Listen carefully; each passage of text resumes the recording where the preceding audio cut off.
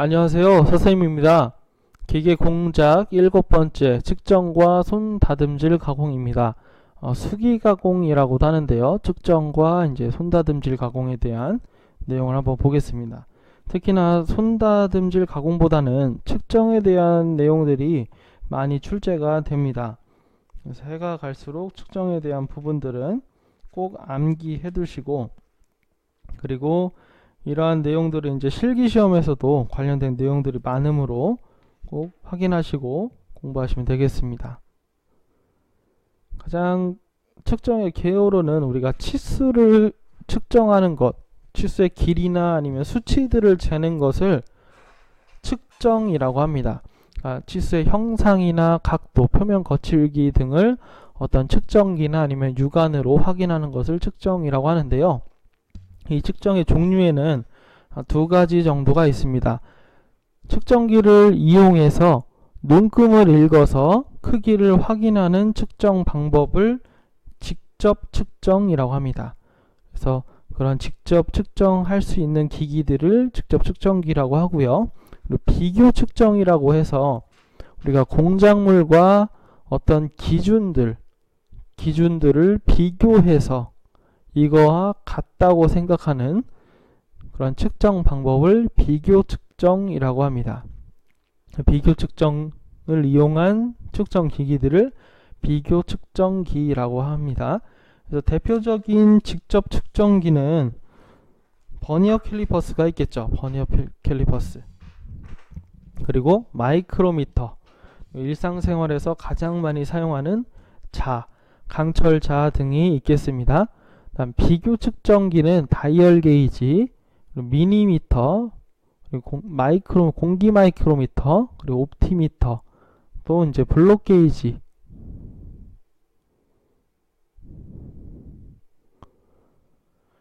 이런 것들이 있습니다. 그래서 뭐 이제 다이얼 게이지나 미니미터, 공기 마이크로미터는 이제 용어가 생소하다 보니까 제가 오른쪽에 참고하시라고 설명도 같이 덧붙여 놓았습니다. 이 비교 측정기의 종류는 상당히 이제 시험 문제에도 자주 출제가 됩니다. 블록 게이지의 이제 설명을 잠깐 해볼 건데요. 우리가 A라고 하는 공작물이 있다고 하면 이 정반에 딱 위에 올려놓고 블록 게이지를 가져오는 것이죠. 블록 게이지라고 하면 우리가 레고 같이 생긴 이제 네모난 직육면체, 직각사각형에 갇힌 직육면체를 가진 그냥 금속 조각입니다. 근데 이 금속 조각이 한 세트에 1mm부터 100mm까지 총 100개 또는 50개의 조각이 있습니다. 이 조각의 조합으로 비교 측정을 해서 이제 A라고 하는 공작물의 길이를 잴 수가 있는 것이죠. 내가 이 높이를 알고 싶은데, 이 H라는 높이를 알고 싶은데 정확하게 자가 없어요. 자가 없고 뭐 버니어 캘리퍼스도 없고 블록 게이지 하나만 있어요.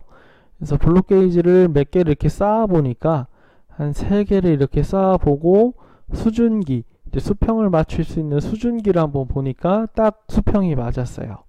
근데 보니까 얘가 4mm, 2mm, 1mm라고 하면 총 7mm가 되겠죠. 그러면 이 A라고 하는 공작물의 높이도 7mm겠다 라고 판단할 수 있는 것이 바로 비교 측정입니다. 그때 사용하는 것을 블록 게이지라고 하죠. 그래서 측정할 수 있는 기준이 되므로 이를 기준 게이지라고도 합니다.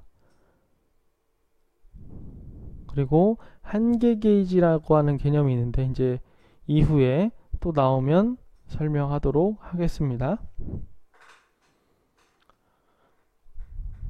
우리가 측정을 하면서 항상 그렇듯이 오차라는 게 발생할 수가 있습니다. 공작물의 실제 치수값, 실제 치수와 측정한 치수의 차이를 이야기합니다. 실제로는 5인데 측정해 보니까 6이더라. 그러면 1만큼의 차이가 있는 것이죠. 이 1만큼의 차이를 측정 오차라고 합니다. 그래서 측정 오차는 측정값과 참값의 차이를 이야기하고요. 그리고 이 측정 오차의 이유는 한 3가지 정도로 정리할 수 있습니다. 첫 번째로는 측정기 자체에서 오는 오차입니다. 계기 오차라고 하는데요. 측정기 구조에 따른 구조 자체가 측정 방법과 맞지 않아서, 그리고 측정 압력, 버니어 캘리퍼스로 바깥지름을 재는데 어느 사람은 가볍게 버니어 캘리퍼스를 움직여서 측정을 하는 사람이 있고, 온 힘을 다해서, 엄지손가락에 온 힘을 다해서 꽉 눌러갖고 측정하는 사람이 있죠. 측정 압력에 따른 오차도 발생할 수 있고, 그리고 온도, 측정기의 마모 등에 의해서 이 측정기 자체에서 오는 오차가 있습니다. 그리고 우연 오차, 진동이나 소리 또는 자연현상의 급변으로 인해서 생기는 오차입니다. 내가 원통에 지름을 재려고 하는데 딱 버니어 캘리퍼스로 재려고 하다 보니까 빛이 세게 비추어서 측정이 잘못됐어요. 그러면 이건 우연 오차에 해당하는 것이죠. 측정기 자체에서 오는 오차가 아니고 빛에 의해서, 자연현상에 의해서 갑자기 생기는 오차, 이렇게 생각하시면 됩니다. 시차라고 하는 건 측정자의 잘못으로 눈금을 잘못 읽은 경우, 그리고 측정자의 눈 위치에 따라 생기는 오차, 이 두 번째가 가장 큰데요. 이 그림을 한번 보겠습니다. 우리가 자를 가지고 공작물의 길이를 잰다고 했을 때 직각으로 보는 방향, 눈금의 직각으로 보는 방향으로 보는 게 정확한 치수를 읽는 방법입니다. 근데 이거보다, 직각보다 다른 각도로 이렇게 보는 방법은 옳지 않겠죠. 그래서 이러한 직각으로 보는 데에서 오는 측정자의 잘못으로 인한 오차를 시차라고 합니다. 시차. 이렇게 3가지 측정 오차의 종류들이 있더라. 측정 오차에 대한 내용도 필기시험에는 자주 출제가 됩니다. 길이 측정기부터 하나씩 보려고 합니다. 가장 많이 쓰는 게 이제 버니어 캘리퍼스죠. 사실 버니어 캘리퍼스는 2개의 자가 조합되어 있는 측정기기입니다.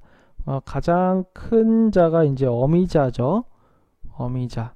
그리고 여기 조그맣게 움직일 수 있는 게 바로 아들자죠. 그래서 어미자와 아들자의 눈금을 이용해서 일반적으로 0.05mm까지 측정이 가능한 측정기기입니다. 100분의 5mm까지 측정이 가능한 정밀도가 있는 그런 측정기기입니다. 그래서 종류는 3가지 형태가 있죠. M자형이 있고 CB형이 있고 CM형이 있습니다. 가장 많이 사용하는 건 M형을 많이 쓰죠. 그래서 20분의 1mm 정밀도로 한다. 얘를 이제 보면 100분의 5가 20분의 1이죠. 가장 일반적으로 쓰는 게 M형을 가장 많이 씁니다. 그래서 종류와 그리고 정밀도 정도는 꼭 알아두시면 좋겠습니다. 그리고 사용상 주의사항도 당연한 내용인데 꼭 읽어보시기 바랍니다. 측정법도 꼭 참고해 보셔서 여기 있는 이 측정법도 한번 읽어보시길 바랍니다. 그리고 마이크로미터입니다. 마이크로미터는 나사 피치를 이용해서 버니어 캘리퍼스보다 더 정밀도가 높습니다. 그래서 최소 0.01mm 단위까지 측정이 가능합니다. 100분의 1mm까지 측정이 가능하죠. 그럼 100분의 5mm 측정이 가능한 버니어 캘리퍼스보다 더 정밀도가 높은 측정 기기입니다. 그래서 눈금 입는 법도 한번 참고적으로 알아두시면 되겠습니다.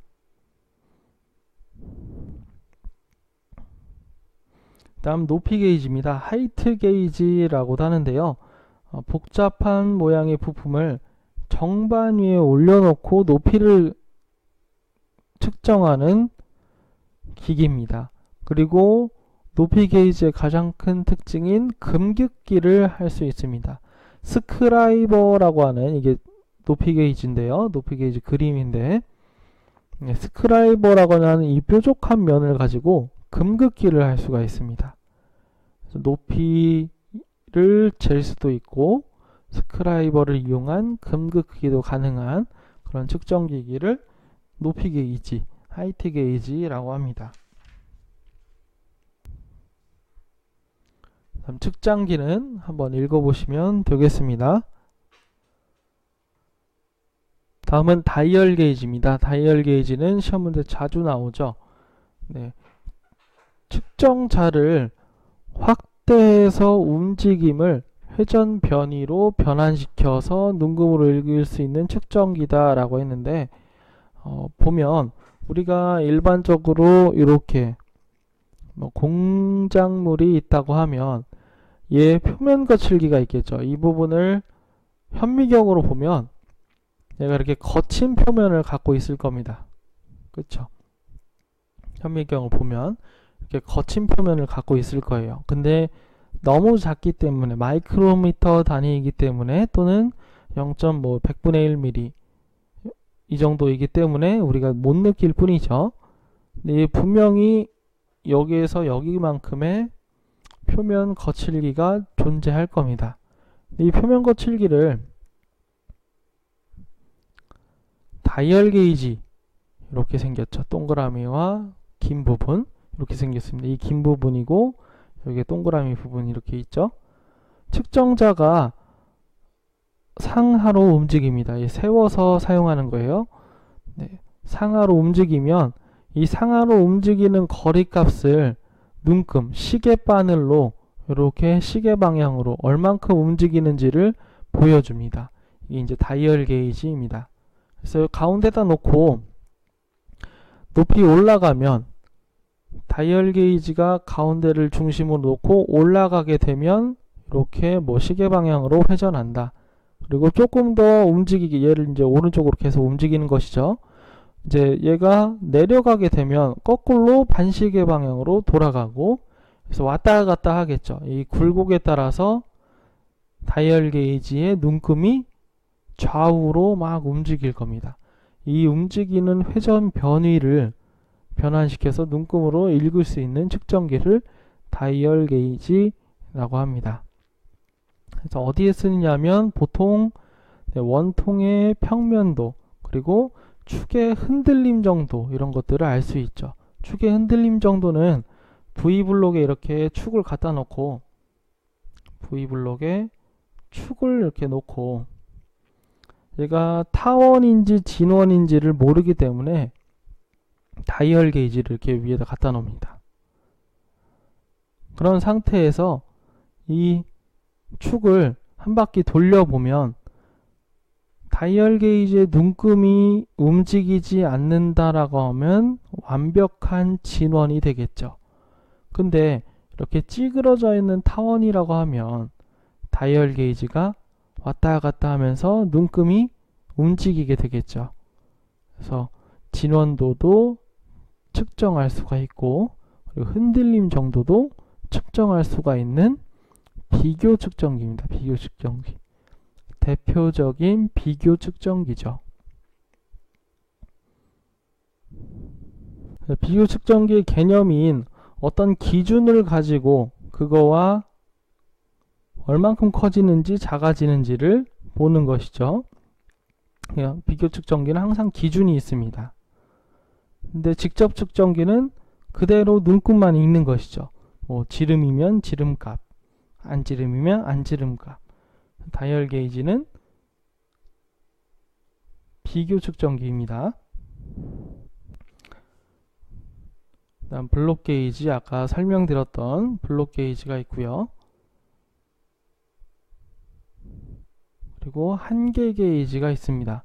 한계 게이지도 시험 문제에 자주 출제가 되죠. 두 개의 게이지를 짝지어 놓은 것입니다. 한쪽은 최대 치수, 다른 쪽은 최소 치수를 해놓아서 제품이 한도 내에 제작되는가를 판별하는 게이지입니다. 우리가 바다 양식장의 게양식장이나 아니면 꽃게 얘기합니다. 꽃게. 저도 꽃게 좋아하는데요. 또는 뭐 랍스터 이런 것들 비싸죠. 얘네들이 어떤 일정한 상품으로 팔으려면 일정한 크기로 커야겠죠.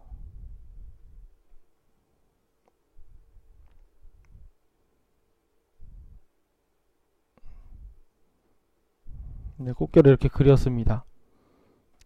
근데 꽃게가 한 1년 정도 크면 사용할 수 있다라고 하면 주로 이 껍데기의 크기를 재는데 일일이 버니어 캘리퍼스로 이 크기를 재서 원하는 크기의 꽃게가 있는지를 판별하기가 너무 어렵잖아요. 그래서 아예 지그를 하나 만드는 겁니다. 이 안에 들어와서 딱 맞으면 상품, 내가 원하는 이제 시장에 내다 팔 수 있는 그런 상품이고, 여기에 못 미치면 다시 방생하고, 이거보다 크면 다른 분류로 분류시키는 그 기준이 되는 게이지. 그래서 한계 게이지입니다. 한계 게이지. 한계 게이지. 그리고 양쪽이 있다고 했죠. 네, 우리가 축이라고 하면 이런 축이라고 하면, 그리고 또는 구멍이라고 하면, 구멍 반대편 단면도를 이렇게 그리면 구멍이겠죠.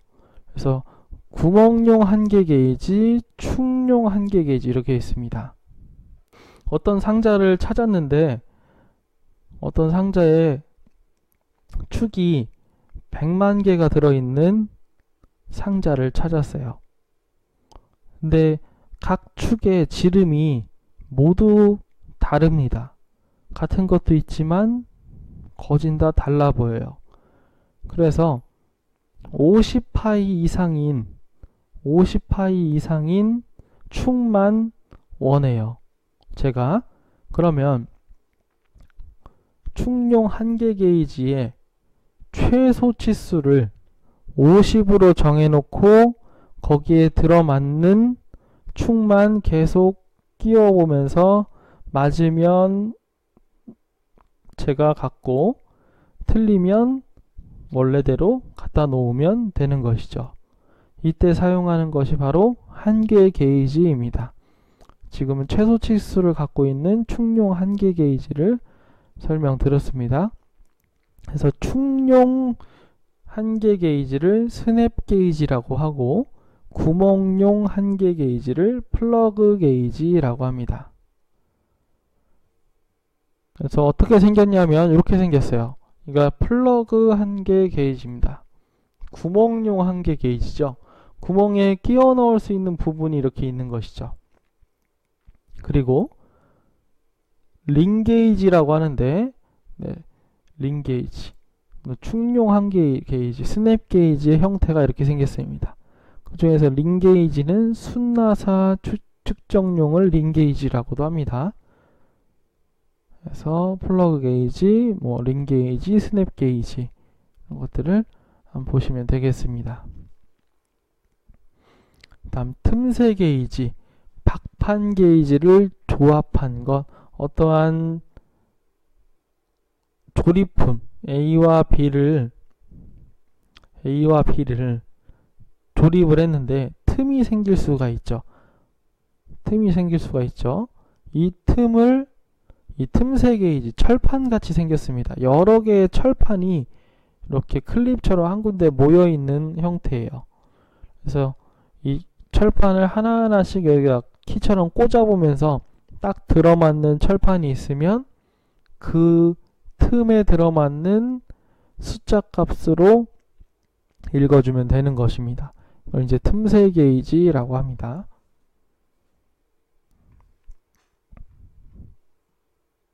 그 다음 각도 게이지가 있습니다. 각도 게이지는 크게 두 가지 정도가 있는데요. 요한슨식 각도 게이지가 있고, LPL식 각도 게이지가 있습니다. 그래서 요한슨식은 85개의 조로 각도 게이지를 조합해서 사용하는 것이고요. LPL식 각도 게이지는 다른 각도를 가진 12개의 조각을 한 조로 블록같이 쌓아 올려서 똑같은 각도를 만드는 방법이죠. 그래서 요한슨식과 LPL식 각도 게이지 조합이 다릅니다. 여기 있는 한 가지 한 가지가 이제 LPL식 각도 게이지 한 조각들이죠. 이것들을 이제 조합해서 어떤 알파라고 하는 이 각도를 알아낼 수가 있는 것이죠. 그래서 LPL식 각도 게이지 조합이 시험 문제 자주 출제가 됩니다. 그리고 사인바가 있는데요. 사인바는 이제 중요하죠. 길이를 측정해서 삼각함수를 이용해서 계산을 해서 각도를 측정하는 방법입니다. 그래서 이렇게 생겼습니다. 여기에 있는 이 각도를 알고 싶어요. 여기 있는 이 각도를 알고 싶은데 각도기가 없으니까 사인바를 이용해서 여기 있는 블록 게이지를 이용해서 높이를 올리고 이 각도만큼 사인바를 기울여서 얹히는 거죠. 그럼 여기가 H만큼의 길이를 우리가 블록 게이지로 알 수가 있고 사인바의 규격도 일정합니다. 100mm 아니면 200mm입니다. 그래서 라지 L이라고 이렇게 쓸 수가 있죠. 그러면 사인 알파는 L분의 H라고 하는 공식을 이용을 해서 우리가 알파라고 하는 값을 계산기로 구해낼 수가 있는 것이죠. 그래서 이 방법을 이제 사인바를 이용한 각도 측정이라고 합니다. 근데 이것도 이제 한계가 있어요. 사인바의 측정각이 45도 이상이 되면 측정 오차가 생기게 됩니다. 그래서 45도 이하에 있는 각도를 측정할 때 사인바를 많이 사용을 합니다. 그래서 최대 구할 수 있는 각도가 오차가 생기지 않는 각도가 45도다. 최대 45도 정도밖에 쓸 수가 없다라고 생각하시면 되겠습니다. 이 위에도 각도 측정할 수 있는 기기들이 많이 있습니다. 하나는 이제 콤비네이션 세트입니다. 강철자와 직각자, 분도기, 각도기죠. 및 수준기, 수평을 잴 수 있는 도구죠. 그래서 이것들을 조합해서 각도를 측정하는 방법입니다. 콤비네이션 세트. 일단 베벨 각도기, 원주 눈금이 새겨져 있는 자화, 여기 원주 눈금 새겨져 있는 자하고 눈금, 그리고 아들자 눈금을 가진 회전체로 이렇게, 이게 회전체입니다. 이렇게 이런 접선을 따라서 이렇게 회전할 수 있습니다. 그래서 원주 눈금이 있는 눈금자와 아들자가 이렇게 회전해서 각도를 측정할 수 있는 방법을 가진 측정기기입니다. 다음 광학식 클리노미터. 광학식 클리노미터. 각도계의 테이블 위에 수준기를 넣은 거예요. 그러니까 이 각도기 테이블, 이 테이블 위에 수준기, 수평을 잴 수 있는 수준기를 넣은 것이죠. 다음 오토콜리메이터, 수준기와 망원경을 조합한 겁니다. 그래서 미소각도, 미소라고 하면 엄청 작은 각도를 이야기합니다. 매우 작은 각도를 측정할 수 있는 광학적 측정기예요. 그래서 기하공차인 진직도, 직각도 또는 작은 각도, 미소각도라고 하죠. 이런 것들의 변화를 측정할 수가 있습니다. 광학식 클리노미터하고는 조금 다른 것이죠. 그래서 조금 더 정밀한 각도의 변화를 본다고 하면 오토콜리메이터를 사용하는 것이죠. 그래서 광학식 클리노미터는 각도계 테이블 더하기 수준기고, 그쵸? 각도계 플러스 수준기. 오토콜리메이터는 수준기 더하기 망원경이라고 생각하시면 되겠죠. 시험 문제 자주 출제되는 건 오토콜리메이터가 보기로 가장 많이 출제가 됩니다. 다른 걸 측정하는 걸 한번 볼 텐데요. 기타 측정이라고 해서 우리가 이제 공작이라고 하면 기계 공작이라고 하면 선반 밀링의 공작물의 표면이 중요하죠. 이 표면을 측정할 수 있는 기기들이 시험 문제에 자주 출제가 됩니다. 그래서 면, 윤곽의 측정 방법이 있습니다. 그래서 첫 번째로는 옵티컬 플랫, 광선 정반이라고 합니다. 그래서 비교적 작은 부분에 평면도 얼마나 평평한지를 측정할 수 있는 기기입니다. 그래서 오른쪽에 보면 이렇게 그림같이 렌즈같이 생겼어요. 그러니까 아래에 있는 쇳덩이가 이제 공작물이고요. 한 공작물의 면을 얼마나 평평한지를 볼 수 있는 그런 방법입니다. 그래서 그런 방향이 이렇게 되어 있는데요. 옵티컬 플랫을 옆에 위에다 놓고 이 끝을 보면 이렇게 줄무늬가 생겨 있는 걸 볼 수가 있어요. 이 줄무늬에 따라서 표면이 어떻게 이루어져 있는지를 측정해낼 수 있는 것이죠. 그래서 원리만 알고 계시면 될 것 같습니다. 그래서 옵티컬 플랫, 같은 말로는 광선 정반이 있습니다. 그리고 수준기, 아까 앞에 오토콜리메이터나 광학식 클리노미터에 들어있는 수준기죠. 레벨러라고 하는데 수직이나 수평 측정을 사용하는 것이죠. 우리가 공사하는데 많이 보면 이 형광색으로 된 곳에 이렇게 공기방울이 들어있는 것을 볼 수 있어요. 기포관 속에 이 에테르가 들어있어서 수평이 맞으면 여기 보이시죠? 네, 세 군데 보입니다. 수준기. 그래서 기울기를 표시하는, 기울기가 얼마나 있는지를 표시하는 기기입니다. 다음 나이프 엣지. 끝이 삼각형인 칼날 모양의 받침쇠를 얘기합니다. 여기 있죠. 그래서 평면이나 오목면 등을 검사하는데 이렇게 올려놓고 평면이나 오목면을 검사하는데 사용합니다. 그래서 자주 나오는 건 옵티컬 플랫이 시험 문제 보기로 자주 출제가 됩니다.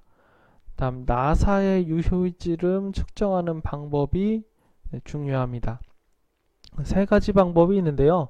하나는 공구현미경을 이용하는 방법, 나사 마이크로미터라고 하는 측정기기를 이용하는 방법, 그리고 유효지름을 측정하는 측정법.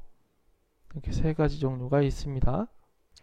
이렇게 알아두시면 되겠습니다. 지금 여기가 이제 공구현미경과 나사 마이크로미터를 설명하는 내용이죠.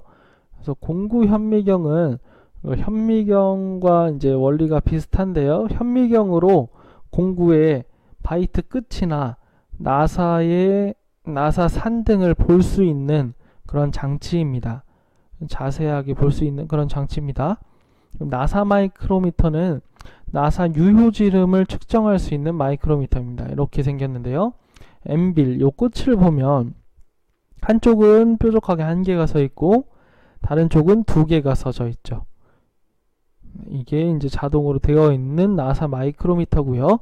그리고 유효지름 측정하는 방법은 세 가지인데 한 가지는 삼침법에 의한 방법, 다른 한 가지는 공구현미경에 의한 방법, 그리고 나사 마이크로미터에 의한 방법, 이렇게 세 가지입니다. 아까 공구현미경에 의한 방법은 공구현미경을 이용해서 하는 방법이고요. 나사 마이크로미터에 의한 방법은 나사 마이크로미터를 이용해서 측정하는 방법이고요. 삼침법은 세 군데를 측정합니다. 나사에 이 한 군데, 두 군데, 세 군데를 이렇게 측정을 해서 마이크로미터로 측정을 해서 이걸 가지고 유효지름을 도출해내는 방법이죠. 그래서 요 세 가지 방법, 삼침법, 공구현미경에 의한 방법, 나사 마이크로미터에 의한 방법, 이렇게 세 가지로 나사 유효지름을 측정할 수 있다. 이렇게 알아두시면 되겠습니다. 다음은 손다듬질 가공입니다. 수기 가공이라고 합니다. 수공구를 이용해서 손으로 하는 가공 방법을 수기가공이라고 합니다.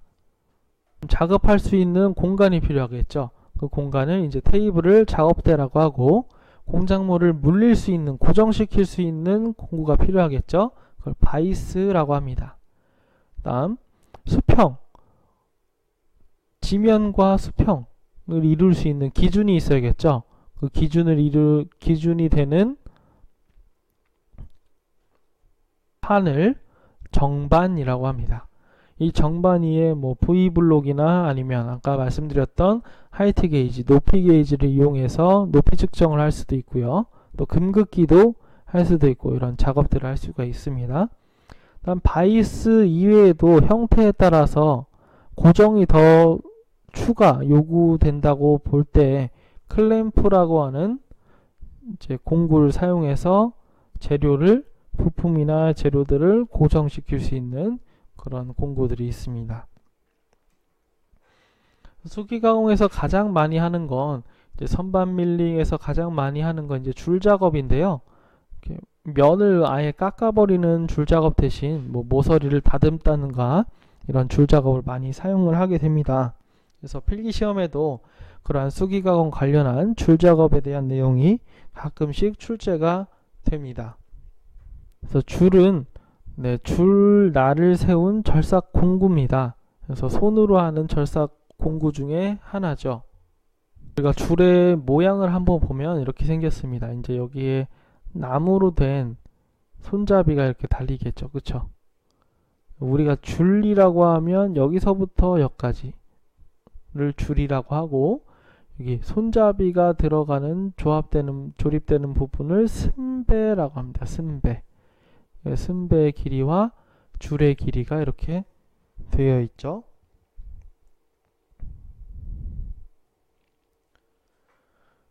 줄눈의 크기라고 하면 우리가 줄의 길이를 기준으로 해서 많이 얘기를 하고요. 이 줄날의 모양에 따라서 여러 가지로 나뉩니다. 헛줄날은 단목이라고 하고요. 줄이 한 개 있는 거. 그래서 겹줄날은 복목이라고 합니다. 라퍼트 줄날, 곡선 줄날, 이렇게 줄날의 모양에 따라서 이제 다르게 부르게 하는데요. 그 줄날 모양 한번 참고해 보시고, 이제 시험 문제 자주 나오는 건 헛줄날이 가장 많이 나옵니다. 단목. 그래서 연한금속이나 알루미늄 등 연한금속이죠. 이런 것들을 다듬질할 때 많이 사용하는 일반적인 줄날 모양입니다. 그래서 이 줄눈의 거칠 길이에 따라서 황목, 중목, 세목, 크게 세 가지로 나누고요. 황목과 중목은 난이 거칠기 때문에 한 번에 많은 절삭할 때 사용하고, 세목과 유목은 다듬질 절삭에 사용합니다. 가공하는 방법에 따라서 종류가 나뉩니다. 그래서 직진법을 가장 많이 사용하고요. 그리고 사진법, 병진법 이렇게 세 개가 있는데 종류만 알아두시면 될 것 같습니다. 다음에 이제 탭 및 다이스 작업입니다. 탭은 암나사를 가공하는 방법, 다이스 작업은 수나사를 가공하는 방법입니다. 이걸 꼭 암기해 두시길 바랍니다. 탭은 암나사, 다이스는 수나사 이렇게 됩니다. 탭을 한번 보겠습니다. 탭 이렇게 생겼는데요.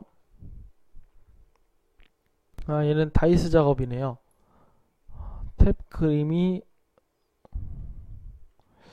없습니다. 네. 죄송합니다. 이렇게 구멍이 있으면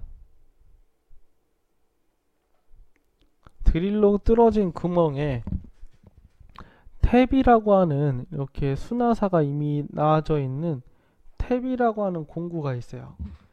이 공구를 돌려 넣어서 여기에 이제 암나사를 이렇게 만드는 작업을 탭 작업이라고 합니다.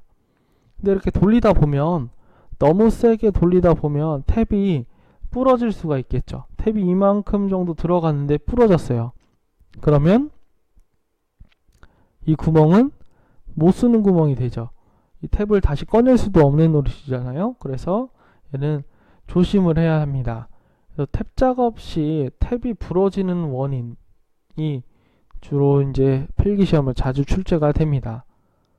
그래서 구멍이 너무 작거나 구부러져 있는 경우, 우리가 구멍도 직각으로 팔 수도 있지만 이렇게 과장되게 그리면 사선으로 나 있는 경우도 있죠. 근데 여기다가 탭을 이렇게 직각인 탭을 돌려서 넣는다 라고 하면 조금은 들어갈 수 있겠는데 어느 정도 들어가다 보면 구멍이 안 맞으니까 부러질 수 있겠죠. 그러면 탭도 망가지고 구멍도 사용할 수가 없고 이렇게 됩니다. 또는 이 반대로 탭이 경사지게 들어간 경우, 이렇게 경사지게 들어간 경우, 그럼 당연히 탭이 부러지겠죠. 그 다음에 여기가 탭이 이렇게 되어 있는데 손으로 얘를 돌릴 수가 없으니까 탭 핸들이라고 하는 이 핸들을 여기다 끼워서 이 핸들을 돌리게 됩니다. 근데 이 적합한 핸들을 사용하지 않고 헐렁한 핸들이나 아니면 너무 센 핸들을 가지고 돌리면, 너무 긴 핸들을 가지고 돌리면 과한 힘이 탭에 전달이 되어서 탭이 부러질 수가 있겠죠. 같은 이유로 너무 무리하게 힘을 주면 탭이 부러질 수가 있습니다. 그리고 이미 다 뚫었는데 이 뒤에가 이제 판이에요. 다 뚫은 줄 모르고 계속해서 집어넣을 때 그러면 탭이 또 부러질 수가 있겠죠. 그래서 이런 부분들을 꼭 염두에 두고 탭 작업할 때 유의하면서 탭 가공을 해야 합니다. 이거와 다르게 이제 다이스 작업은 다이스, 요 안에 들어있는 게 다이스라고 합니다.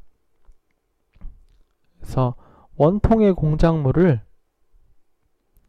이 다이스를 끼워서, 다이스가 이렇게 사각형으로 생겼어요. 원으로. 근데 이 십자가의 모양에 이빨이 이렇게 있습니다. 그러니까 나사 이빨이 이렇게 새겨져 있어요. 그래서 얘를 안에서 이렇게 돌리게 되면 이렇게 바깥 지름이 깎여 나가면서 톱니 모양, 나사 모양이 이렇게 서는 것이죠. 그렇죠? 그래서 다이스를 다이스 핸들에 집어넣고 이 핸들을 돌리는 겁니다. 그렇게 되면 수나사가 가공이 되겠죠. 이 작업을 다이스 작업이라고 합니다. 이렇게 해서 측정기와 수기 가공까지 내용들 한번 쭉 봤습니다.